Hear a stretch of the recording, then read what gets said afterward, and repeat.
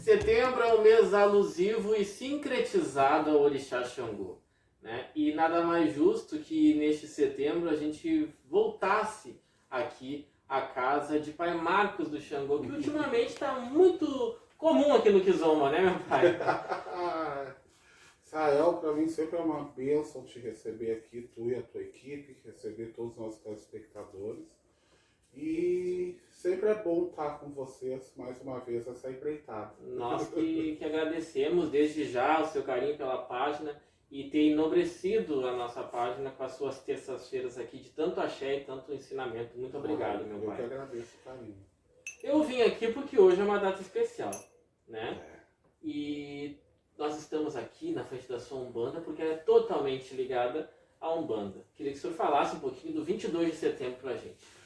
Bom, mano, o 22 de setembro é uma data que ela jamais vai ficar apagada dentro de mim, que foi o dia que houve a primeira manifestação do Caboclo Xangô Sete Pedreira, que é o nosso guia, nosso mentor espiritual aqui da nossa Umbanda, né? E também foi o dia a qual eu dei minha primeira sessão de Umbanda nesta casa, né?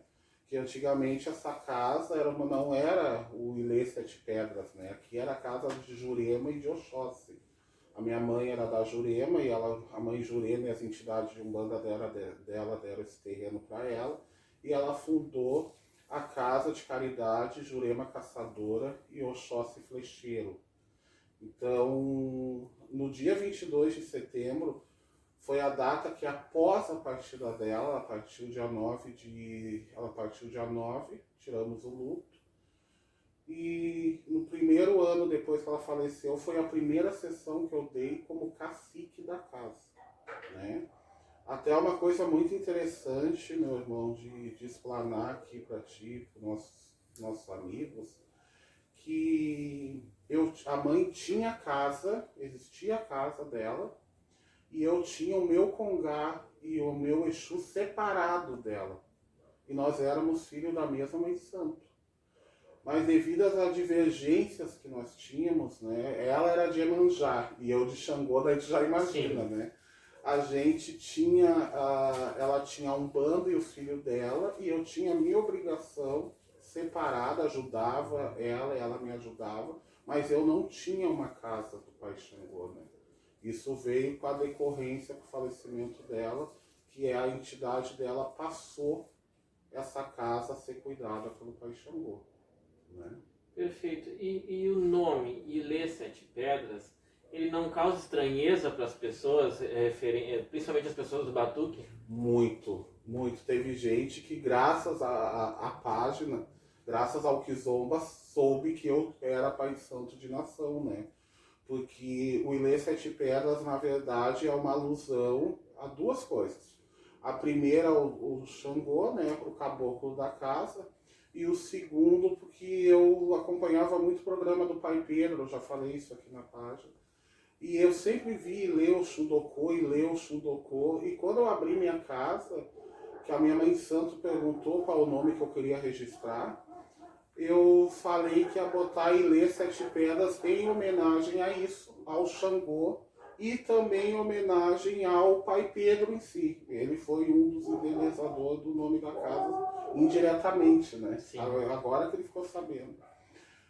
E ficou este nome em si, e quando veio a nação para cá, que deveria se mudar a razão social, eu disse, não, vamos deixar, porque a Umbanda foi o início, né? A gente pode seguir o caminho que for, mas a gente nunca pode esquecer de onde veio, né? Hoje já tem outro nome na casa em si, mas o que a casa se apresenta é Ilê Sete Pedras. Perfeito. A gente tem outros exemplos dessa mesma concepção sua. Um bem conhecido é o Pai Cleon, por exemplo, que a casa dele também é Sociedade de Umbanda, as Sete Flechas, né? Antes do Reino de Oxalá. E como o senhor vê hoje o distanciamento da Umbanda das casas, né?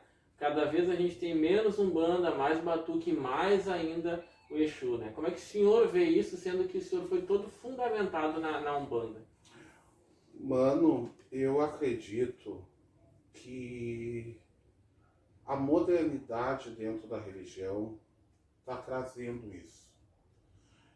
Outro fato também, já explico o que é da modernidade. Outro fato também é que as pessoas elas vieram numa evolução religiosa e hoje as prioridades não são mais como era de antigamente. A religião de hoje é tão feia a gente falar antigamente, parece que, né? Eu não, pelo menos eu não sou tão velho assim.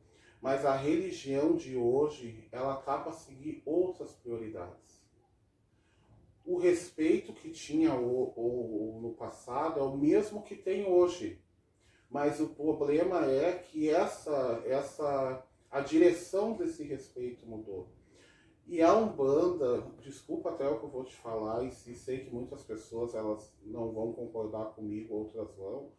A Umbanda ela não gera lucro. Hoje, o foco da religião, o pai de santo que tem axé, vejo isso por mim mesmo, pelo que eu passo hoje, é aquele que gera lucro.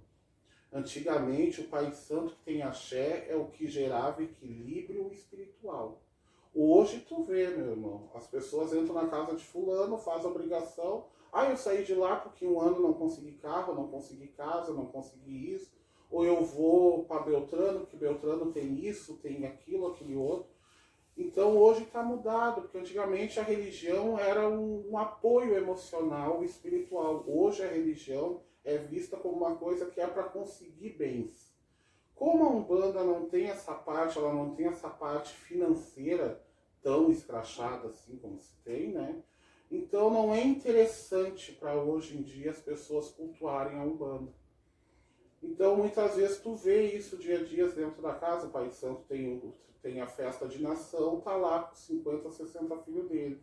Ele dá a festa de Umbanda dele, e a única festa que todo mundo vai é do Ogum, que tem a cerveja e o churrasco, né? Que até as festas de Cosme já estão indo, né? Mas por que só o Pai Santo tá lá só com os 20, 30 filhos antigos? Né? Porque os novos que chegaram não é culpa deles em si, eles já têm outras prioridades, né? Então eu creio que como a Umbanda ela não tem isso tanto assim, hoje ela está caindo mais em desuso, né? Coisa que antigamente não tinha assim. Antigamente as pessoas elas iam cumprir porque o objetivo delas era estar bem, né? Isso é culpa dos pais santos, é culpa das pessoas? Não, acho que é culpa da evolução do mundo e da modernidade, né? Hoje as prioridades são outras, né? Hoje a visão religiosa é outra, né? Os caminhos que as pessoas querem é outro, né? E infelizmente a Umbanda ela continuou a mesma. A evolução que teve no Exu, que foi sadia e necessária, a evolução que teve na nação, algumas sadias, necessárias, outras nem tanto, a Umbanda ela não conseguiu, a religiosidade da Umbanda ter essa evolução. Isso é bom ou ruim? Mano, isso por um lado é bom. Por outro lado, o ruim tá aí, né? As pessoas, elas estão... Hoje na Flora, antigamente tu entrava, na direita eram os caboclos, na esquerda eram os Exus, né? Hoje tu entra na Flora, é os Exus e as imagens dos orixás. Lá embaixo tem uns caboclos, umas coisinhas. E eu creio que o bom por manter a religiosidade e a espiritualidade. O ruim porque ela caiu em desuso. Infelizmente caiu em desuso. Perfeito. Pai, voltando à história da sua mãe, né? Uhum. Que lembranças que o senhor tem de alguma coisa que aconteceu que o senhor não esquece e voltar da Umbanda da casa da sua mãe? Mano, eu tenho uma lembrança que eu nunca contei. Na verdade, eu contei só em alguns grupos de WhatsApp aí que eu participo, né? Mas tem uma lembrança assim, que sempre me perguntaram assim, ó, como que a casa queimou? Até na outra vez tu fizeste essa pergunta no outro momento que tu teve aqui, e tu nunca parou com a religião, né? Nunca parou, principalmente com a Umbanda, né? Mano, quando a minha mãe, eu já falei anteriormente que a minha mãe era dona dessa casa, e a minha mãe, ela era uma filha de Iemanjá muito Tu pode me ajudar assim quando a pessoa é muito firme nas Rígida. palavras, muito Ferrenha. ferrenha, né? E a minha mãe queria dar uma ovelha para Iemanjá, porque ela foi 37 anos de Umbanda, ela descobriu o batuque. Minha mãe foi a primeira que evoluiu, mais do que eu. Ela descobriu o batuque, só queria batuque. E a minha mãe santo disse assim: minha filha, tu tem que fazer um borinho, um reforço, porque tu tem angina, tem M problema. E a tua mãe quer um borido. E a minha mãe bateu o pé e disse que não, que ela queria dar ovelha para Iemanjá, ela ia deitar com a ovelha, ela não ia deitar em silêncio. Isso se perdurou em si, papapá, essa coisa foi. E um dia a mãe Iemanjá chegou na terra, né, numa limpeza.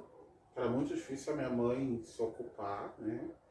Até isso mudou hoje em dia, né, mano? Hoje toda hora todo mundo se ocupa, no passado não era assim. E a Iemanjá veio e chegou isso pra minha mãe: se ela não deitar, eu vou levar a minha filha. Minha mãe santo olhou, eu olhei, misericórdia.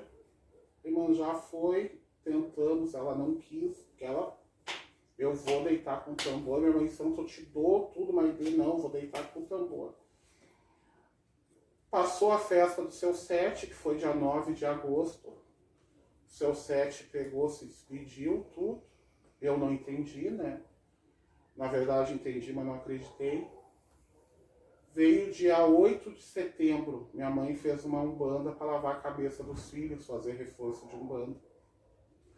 E o preto velho chegou, a preta velha dela chegou, e a preta velha dela agarrou a mão do meu preto velho e disse assim: a partir de hoje o fardo é seu e do seu, mas eu vou sempre continuar, eu e todos os guias. Aí, mas eu vou ir, e a minha também vai.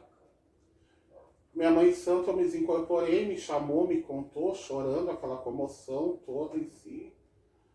Dia 9 de setembro, chovendo, eu ia numa sessão de Umbanda da minha madrinha de Umbanda, a mãe Berê da Oxum. Ela tinha marcado a sessão, eu ia aí, cheguei do trabalho, chovendo, minha mãe passou mal. Quando ela passou mal, mano, eu entrei, a minha irmã me chamou, eu entrei assim, ela tava tirando, porque ela tava tendo, hoje eu sei que ela tava tendo um infarto, né? E ela tirou a camisa assim, ela me olhou e eu abracei ela.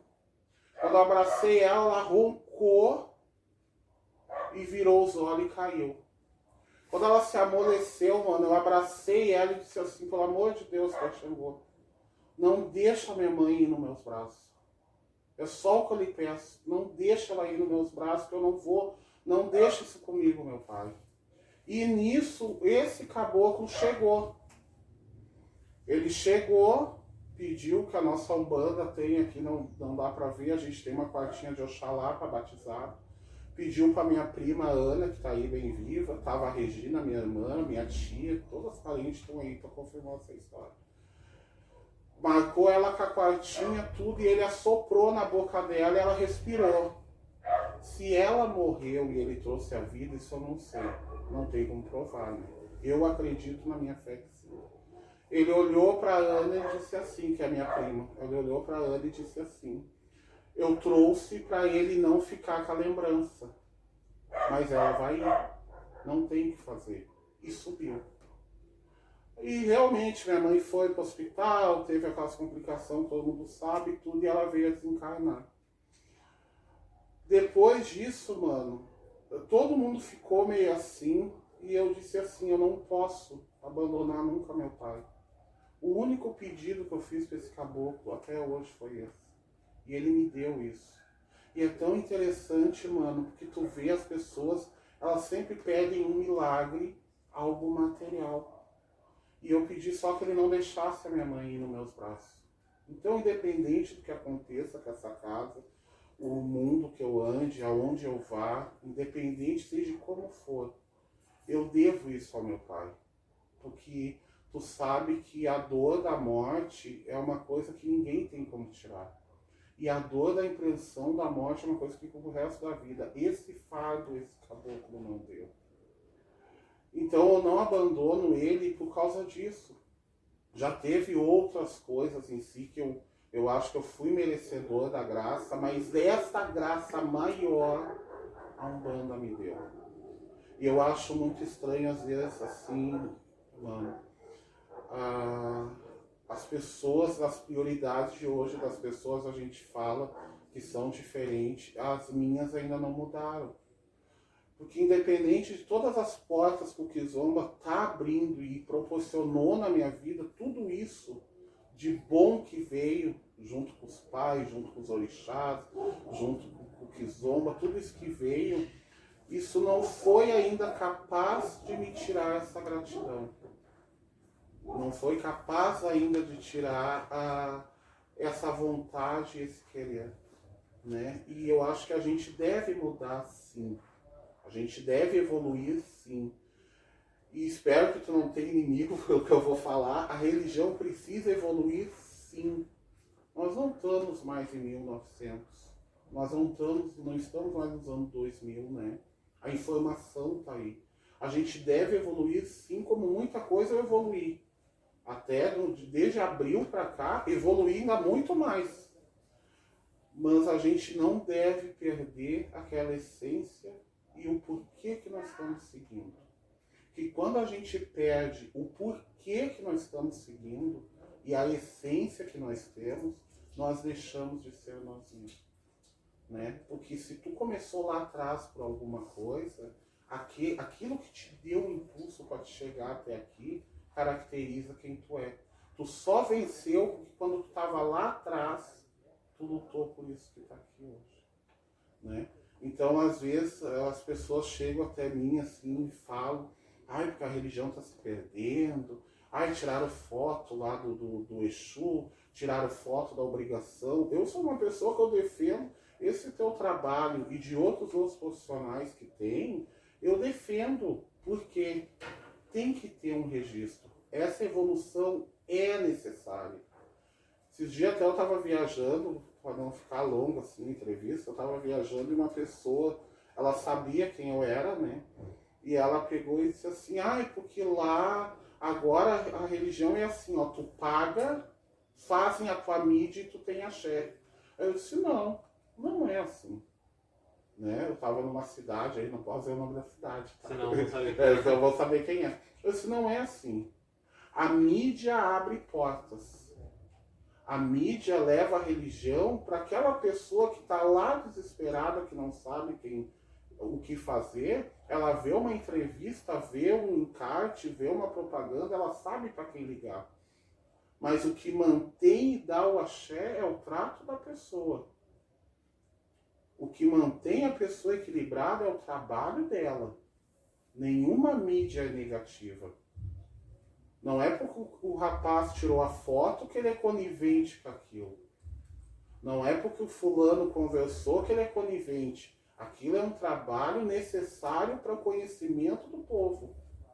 Mas quem te mantém quem tu é aquilo que tu faz. Né?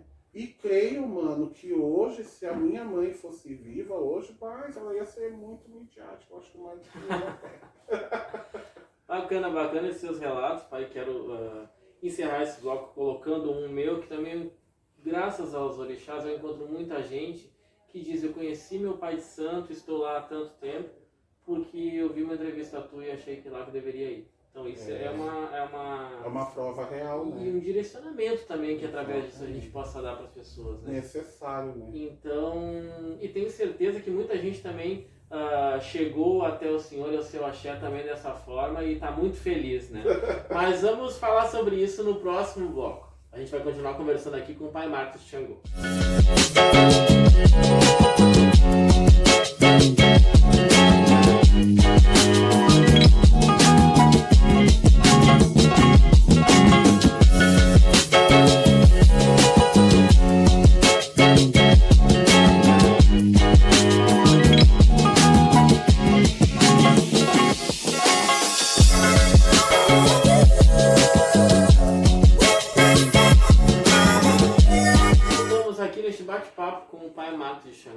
Aqui na frente do seu espaço de Umbanda, né, hoje, e nós vamos logo falar sobre nação, né, já combinamos para mês que vem a gente fazer alguma coisinha sobre nação, que o pai Marcos nos enobrece com seu conhecimento. Meu pai, recentemente o senhor se encontrou, mas logo teve uma perda, né, referente ao seu último babalorixá. foi Pai Jorge de Ogum. Queria que você falasse um pouquinho sobre isso, sobre a sua relação com a família religiosa, enfim. Mano, o Pai Jorge do Ogum, lá do Teresópolis, né? Tem muita gente que confunde, eu acho que eu sou filho do grande Pai Jorge Testa de Canoas, né? Acho que é de Canoas. Sim. Não, o meu era lá do Teresópolis. O meu encontro com o Pai Jorge foi num momento que realmente eu não tinha, assim, ó, absolutamente nada, né? Ele foi a pessoa que me pegou na cinza, literalmente, e ele me devolveu o Pai Xangô. Eu digo me devolveu, mano. Me guiou de novo, porque não, como eu falei na entrevista passada, eu me perdi do Pai Xangô, né?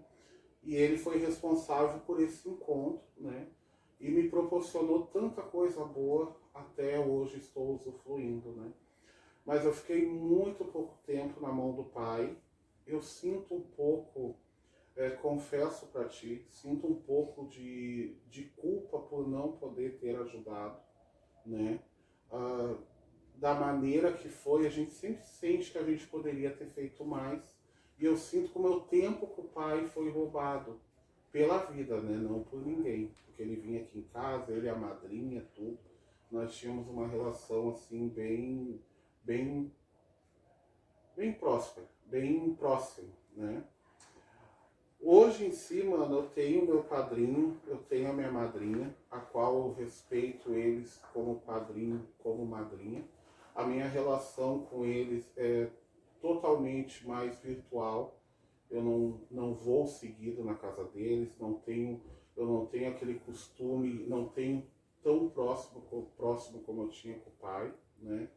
A gente teve algumas divergências, hoje a gente está se acertando em si, mas eu respeito sempre os santos, né? Porque se hoje eu tenho o Pai Xangô, foi por causa do Pai Jorge, por causa do Pai Ogum, foi por causa da Mãe Oxum e também por causa do Pai Oxalá. Isso é muito complicado, mano, quando tu tem uma divergência, tu ouvir o sagrado.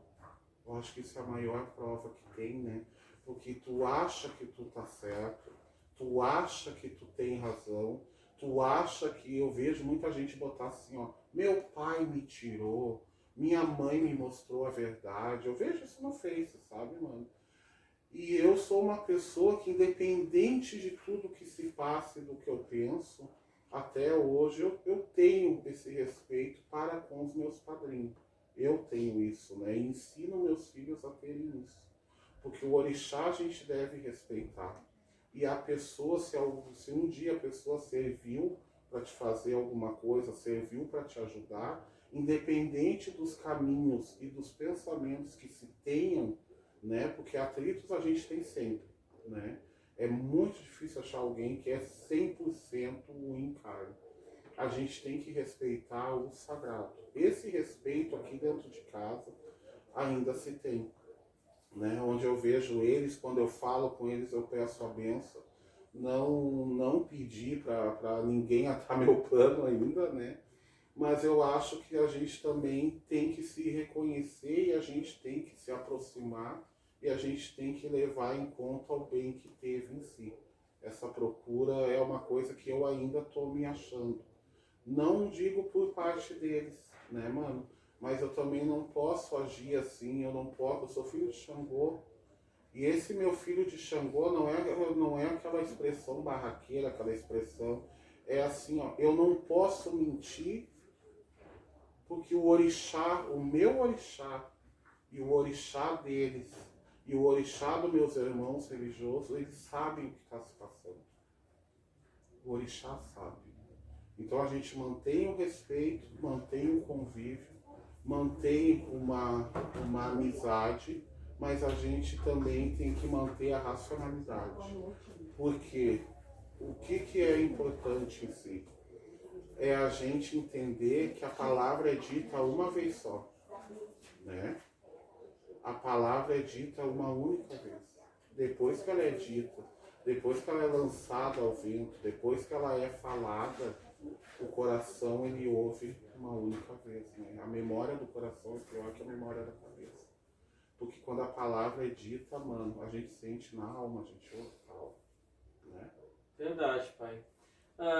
Outra questão que eu ia entrar, que também engloba a questão de família religiosa, são os filhos de santo, né? Naturalmente, conforme as pessoas vão ficando mais conhecidas, eles vão aumentando e os problemas também aumentam, né? O senhor tem essa concepção? Tudo que acontece com os seus filhos de santo é também responsabilidade sua ou não? Isso é uma coisa muito importante e eu te falo assim, meu irmão, que isso não está bem definido ainda. Isso ainda não tem uma definição, eu não vejo isso pelas experiências que eu tenho. Hoje em dia, ninguém fala assim, ó, é o Marcos que fez. Não, é o filho do Jorge. Isso é errado. Na minha concepção, isso é errado. Eu sou uma pessoa que eu já sofri do filho de santo, já sofri mesmo, tá aí. Se alguém quiser comentar, pode comentar. O filho de santo tá bêbado na gira do Exu, eles não dizem assim, ó, é fulano de tal Exu. Não, é o filho de santo do Marcos. Mas o Marcos ou tá com o filho de santo no chão, ou tá em casa dormindo. Isso falta se ter dentro do meio religioso. A pessoa é responsável por guiar o espiritual, mas a conduta, a ideologia e principalmente a maneira, o comportamento da pessoa é uma coisa que lá atrás os pais de santo tinham poder. Hoje não se tem mais. Mano, hoje tu tá lá, tá aqui fazendo a entrevista comigo. Dificilmente tu não tá numa mesa de búzio para ver o que teu filho ou tua filha tá fazendo. Mas se eles fizerem algo errado, automaticamente associado ao filho do... Isso não pode. Dentro da religião isso é uma falta muito grande. Já tive, eu vou pro Face, eu falo, eu sou responsável pela espiritualidade. Mas, infelizmente, o controle da conduta da pessoa vai no que a pessoa dá espaço para mim. Se o meu filho ou a minha filha chega e me pergunta, eu dou minha opinião. Porque assim como o filho de santo carrega o meu nome, eu também tenho o nome deles, né? Aí assim, o Israel, filho do Marcos. Né? Eu também carrego, eu penso, eu estou sempre pensando em muitos passos da minha vida, eu não dou, porque eu fico pensando o que o meu nome vai surgir e vai trazer para as pessoas que são ligadas a mim.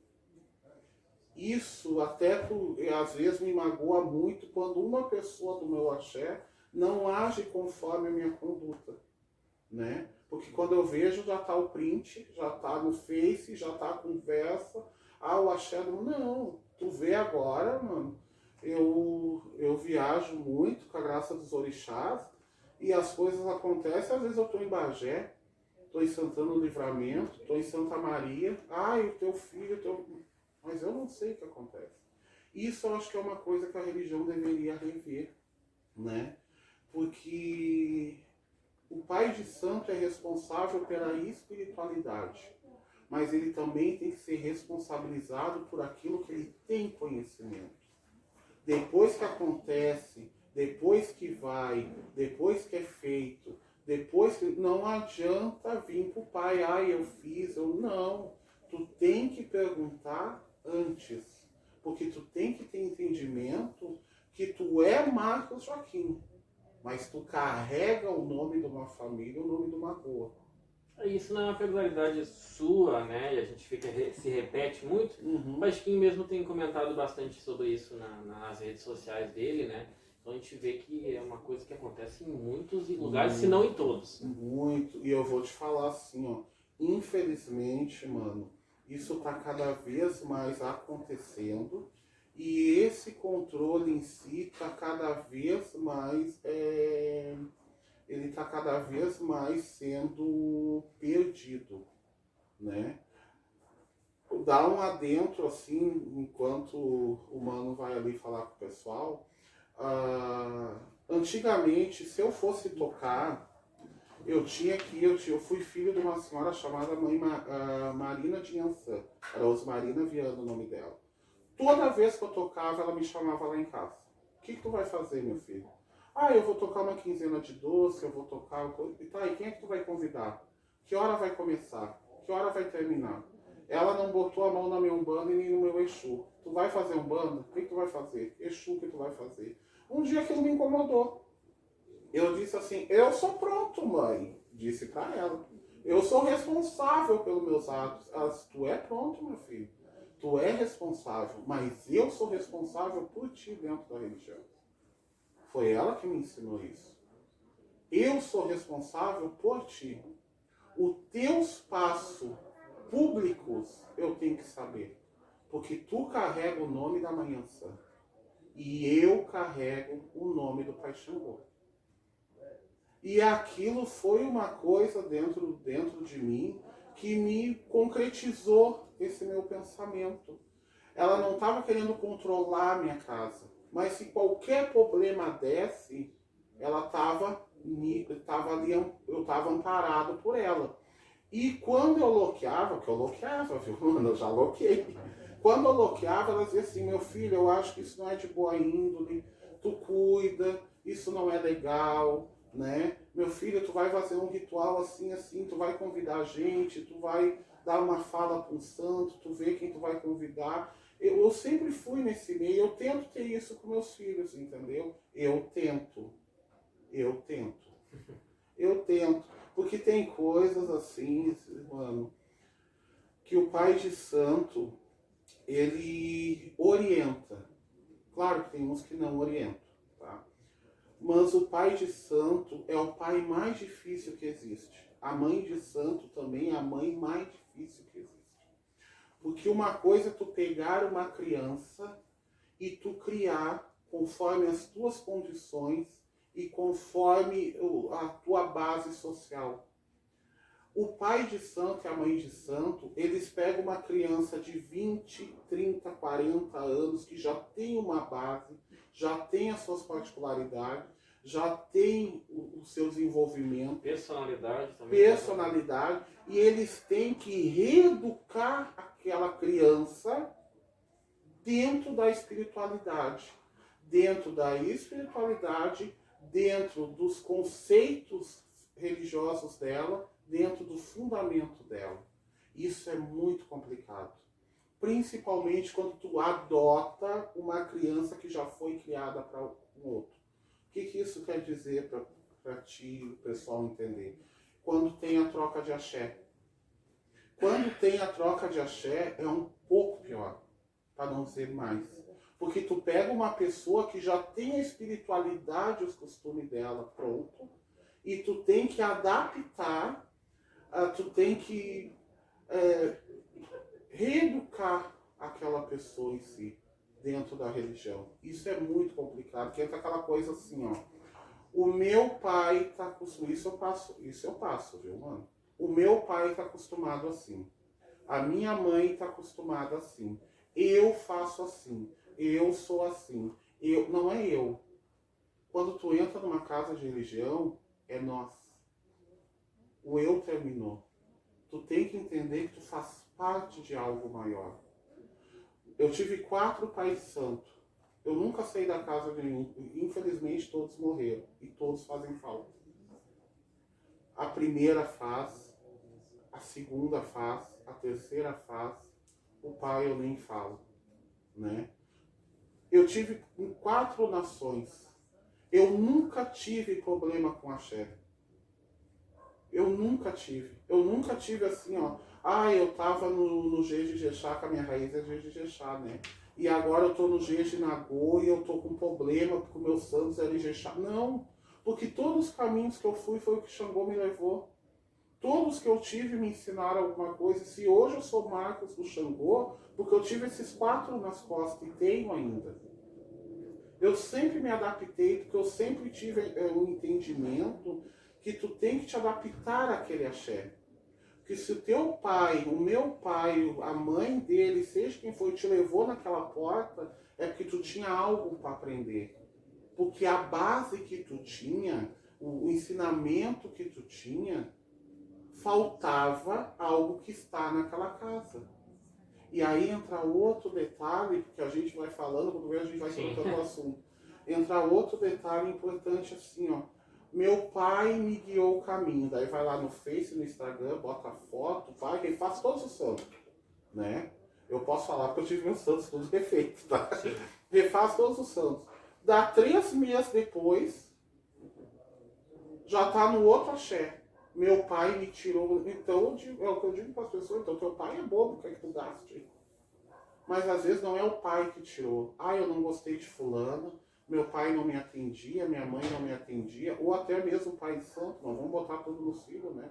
Ah, eu não gostei, fulano não tinha isso. Não. A religião é religar. Se aquela pessoa, o teu orixá trouxe para ti, ela vai te ensinar alguma coisa. Se aquela porta se abriu, é porque tem algo lá que tu precisa pegar. Quando esse entendimento, quando a pessoa tem esse entendimento, os elos ficam mais fortes e a prosperidade é mais forte. Perfeito, pai. Nós vamos dar um recadinho aqui da Ilê e a gente volta para terminar essa entrevista aqui com o pai Marcos de Xangô. Quer que a nossa loja vá até a sua casa, no conforto do seu lar? Entre em contato com este telefone aqui via WhatsApp e agenda a nossa visita que a gente vai chegar aí. Ilê, vista-se na sua casa. Bom, esse é o recado da Ilê. Se você quiser que a gente vá até a sua casa, você viu aí, é só nos chamar. Bom, pai Marcos, o senhor durante o nosso papo, o senhor falou muitas vezes assim, eu vi no Face, bota no Instagram, eu vou pro Face, eu postei, né? A gente vê um pai Marcos muito virtual, né? Em compensação, desde que o senhor começou com as lives no Kizomba em abril, Foi em abril, na sexta-feira santa, né? a gente também conheceu, eu já lhe conhecia fora das redes, né? Tive o prazer de ter o senhor na minha casa, enfim. Mas a gente conheceu um pai Marcos totalmente didático do fundamento, né? Que explica, enfim. E isso chamou muita atenção das pessoas, porque no geral, há bem pouco tempo atrás, as pessoas iam perguntar para os seus pais santos como se fazia ou por que se fazia, e a resposta era porque sim, ou tu não está pronto para saber. E o pai Marcos está... mal comparando, assim, está sendo quase que um Mr. M do Batuque.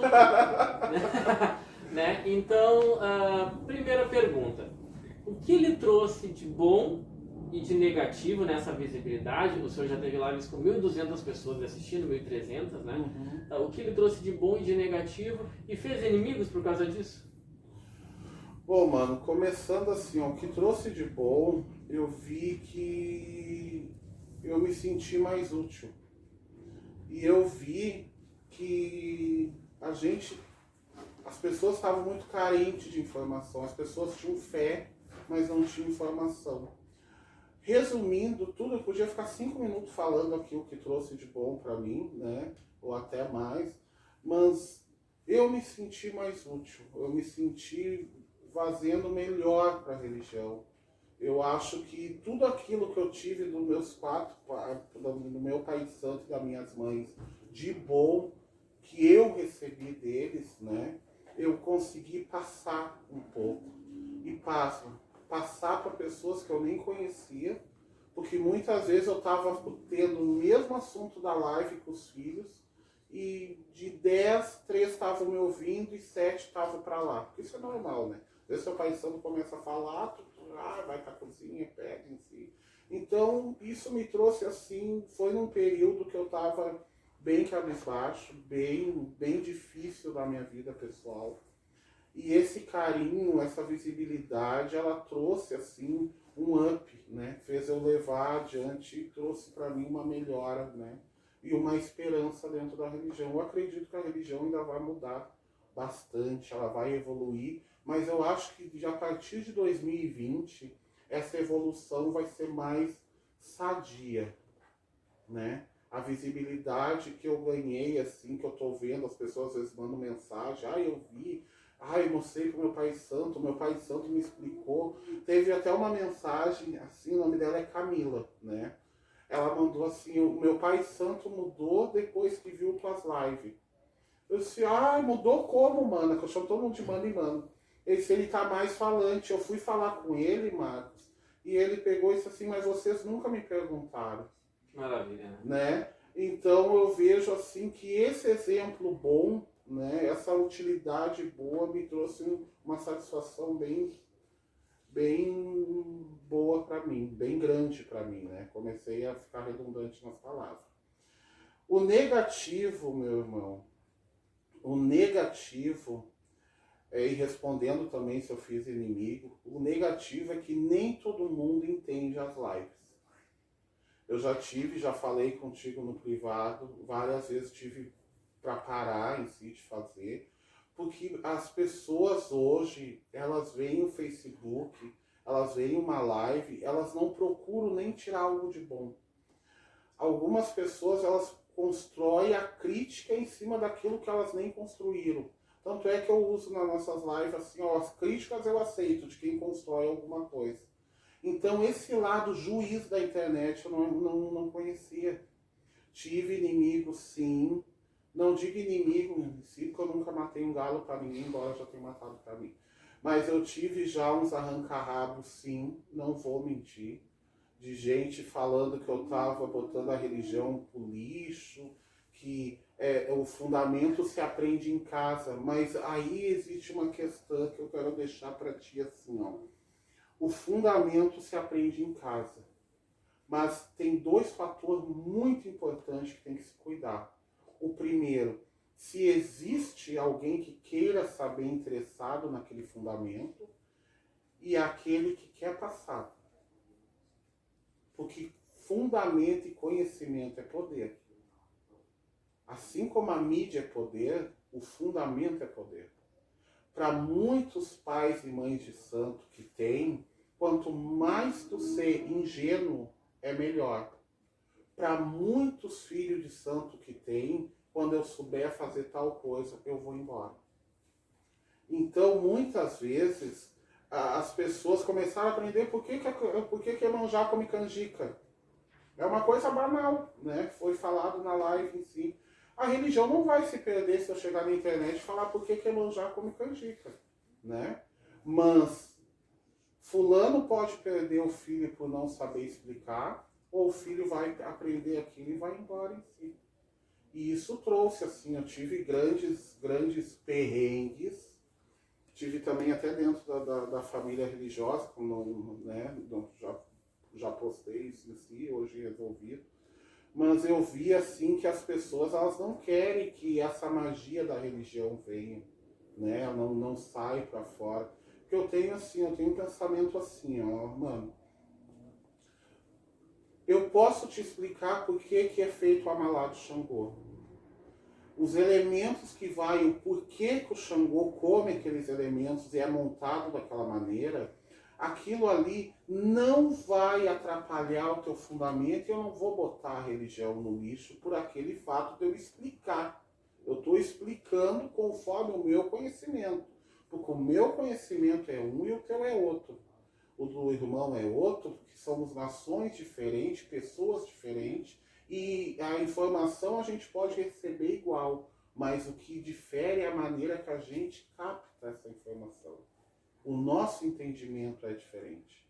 Eu vou botar a religião no lixo se eu explicar para que os elementos e dizer, tu vai fazer para Xangô tal, vai puxar tal reza, vai cortar tal bicho para tal lugar. Isso não pode vir para a internet.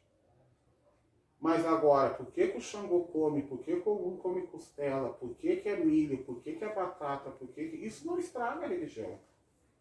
Né? Tem tanta coisa aí afora, né, que estraga a religião em si e as pessoas aceitam. Até porque, assim, mano, Israel, quanto mais tu ensinar o teu filho e tu conversar com o teu pai, mais a tua intimidade espiritual e a tua confiança vai aumentar. Mais o laço espiritual vai se apertar.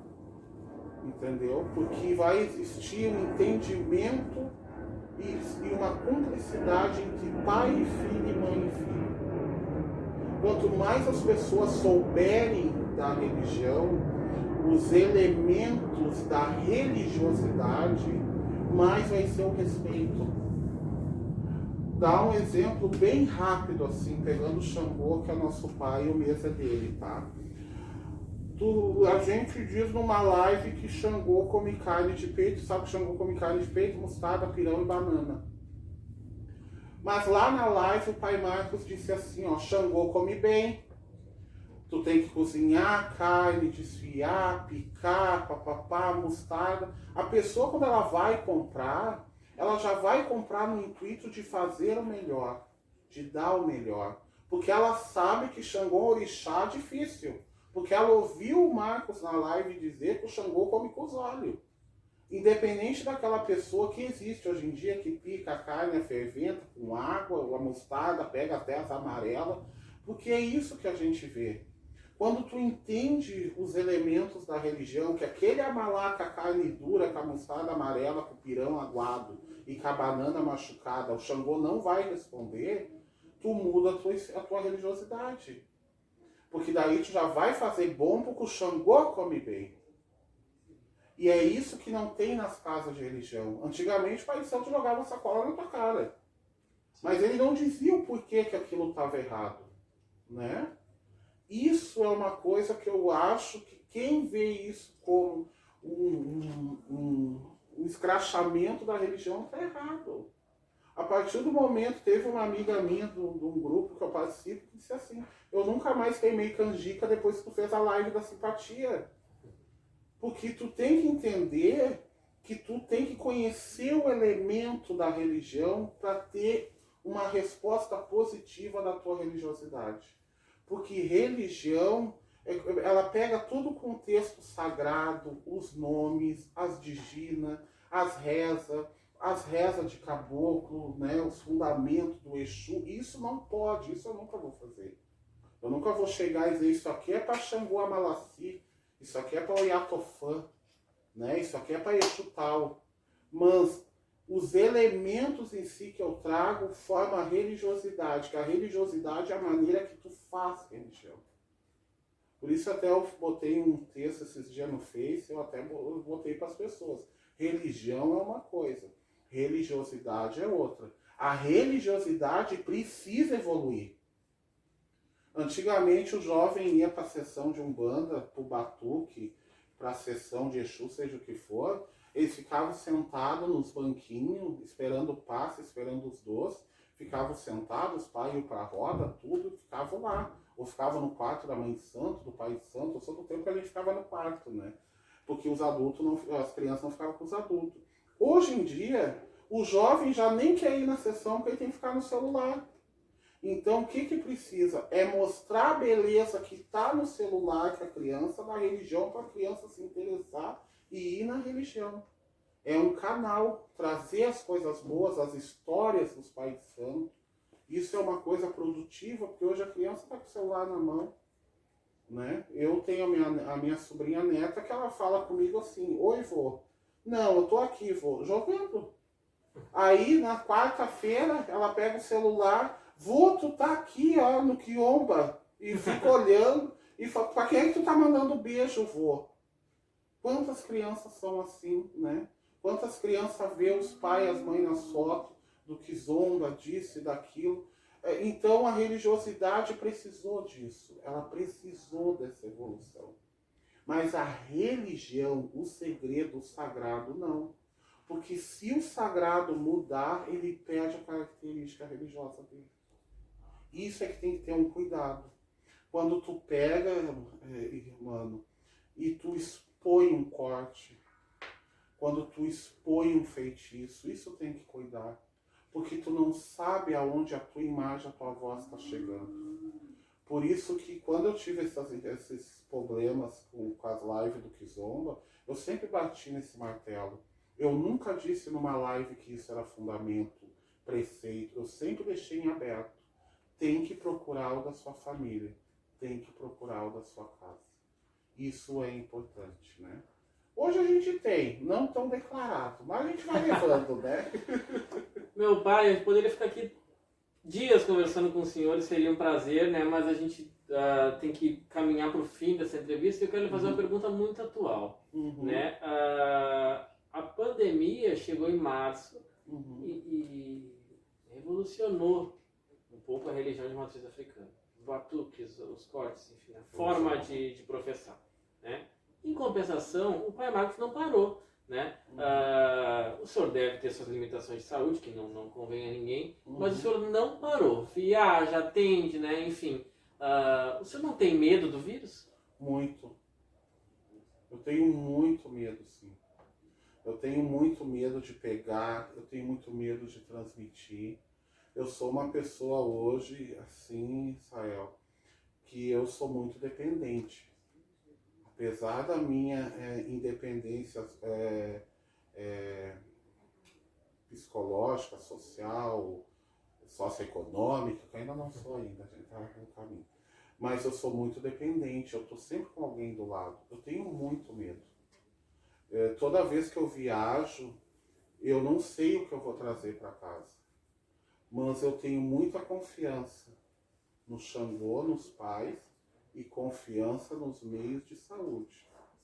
Eu passo álcool em gel, eu estou sempre me lavando, eu evito tocar nas pessoas, né? Aqui em casa, quando tem função, é posto no grupo, sim, é fulano, beltrano, ciclano.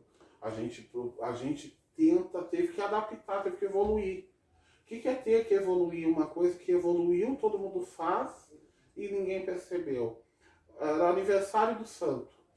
Era batuques homéricos, né? Eu sou do tempo que tu ganhava multa se tu não ia bater cabeça no dia do aniversário do santo. Eu sou do tempo que tu ganhava multa se tu não ia bater cabeça, se tinha um irmão no chão. E hoje em dia, as pessoas não podem ir devido à pandemia. Os pais santos tiveram que adaptar os serões, adaptar a religiosidade, e ninguém morreu por causa disso. Os orixás tiveram esse entendimento. Então, se o orixá teve entendimento e o Exu, que foi necessária essa evolução, cabe a nós não pôr esse fardo em cima deles. Cabe a nós também se cuidar. Ter a precaução. O primeiro fundamento do batuqueiro é a precaução. Ah, mas como assim, Pai Marcos, a precaução é? Assim como tu calça a tua casa, te limpa, te segura, mantém tuas obrigações em dia para a fluência da tua família religiosa ser positiva, as normas de saúde também devem ser respeitadas. Porque o orixá, ele é um Deus, mas as consequências dos nossos atos também é um Deus que rege na Terra. Hoje, se eu trazer o Covid para dentro da minha casa por um descaso meu lá em tal cidade, a consequência do Covid entrar aqui é responsabilidade minha. Então eu tenho que ter entendimento que no mundo religioso, não só com o Covid, mas com todos os atos, as consequências também são Deus. Agora, para não alongar muito, eu tive uma amiga minha que ela tocou para a pombagira dela. Ela tocou. Ela quis, ela tocou, a pombagira segura, papapi, papapá. E ela, infelizmente, ela pegou o vírus, não se sabe como, nem de quem. E ela agora está de quarentena, ela e a família. Mas eu tenho liberdade com os amigos, viu, mano? Eu digo assim, ai, por favor, para, eu tenho isso, graças a Deus, eu sempre tive os amigos que eu podia conversar o que eu queria. Foi o que eu disse pra ela, mana, a pombagira ia entender. Tu tinha que se cuidar. Se tu fosse tocar, tu tinha que ter cuidado. Agora no aniversário do Destranque, em julho, o primeiro ano, eu me incorporei 5 dias seguidos. Cada dia vinha 3, 4 filhos de santo dar uma cachaça. Né? E isso é necessário em si, eu tive que ter essa adaptação. Então eu acredito assim que a gente tendo cuidado, respeitando as normas de saúde que devem ser levadas a sério, né? Até porque a gente não é médico, né? A gente não entende, a gente é batuqueiro. Respeitando em si, tendo cuidado, tudo aquilo que o orixá está do nosso lado e o Exu e tendo a precaução, a gente pode fazer. O que a gente tem que entender é que somos humanos e que também temos limites, né? Isso a gente tem que cuidar. Pai, muito obrigado, viu, por mais esse papo. O Pai Marcos tem uma entrevista aqui no nosso canal do YouTube que conta mais a fundo a história dele, né? Ele falou ali sobre um incêndio, você pode entrar lá e ver do que ele está falando, né? E então, suas palavras para encerrar a entrevista. Olha, primeiro eu quero agradecer todo o carinho do pessoal da página, do teu, da tua equipe, de todos os seguidores do Kizomba, né? Muito obrigado por esse acolhimento. Desejo sempre coisas boas, energias positivas. Vão atrás, né? Busque o conhecimento, não só da internet, mas o que já está dentro da família de vocês. procure entendimento, que quando a gente entende, a nossa fé se solidifica, tá bom? Um beijo grande a todos e em breve espero poder estar mais uma vez junto com você. Outubro teremos mais uma. Vamos ter mais uma, né? Vamos causar um pouquinho. Obrigado, meu pai. Até o próximo Kizomba.